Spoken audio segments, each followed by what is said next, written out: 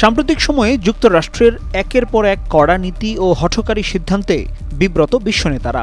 Iran, Venezuela এবং Greenland সহ বিভিন্ন ইস্যুতে ওয়াশিংটনের অবস্থান নিয়ে মিত্র দেশগুলোর মধ্যেও উদ্বেগ দেখা দিয়েছে। এর মধ্যেই ফ্রান্স, কানাডা ও ব্রিটিশ রাষ্ট্রপ্রধানদের বেইজিং সফর নতুন করে আলোচনার জন্ম দিয়েছে।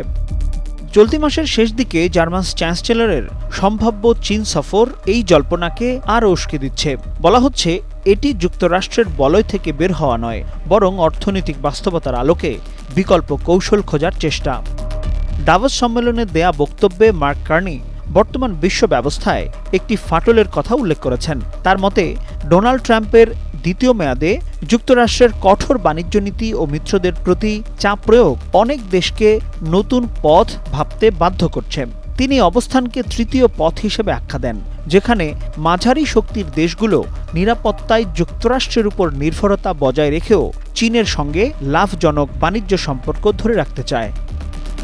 বিশ্লেষকরা মনে করেন, পশ্চিমা দেশগুলোর চীনমুখী কূটনৈতিক তৎপরতা যুক্তরাষ্ট্রের সঙ্গে সম্পর্ক ছিন্ন করার কোনো ইঙ্গিত নয়, বরং অর্থনৈতিক স্বার্থ রক্ষার কৌশল।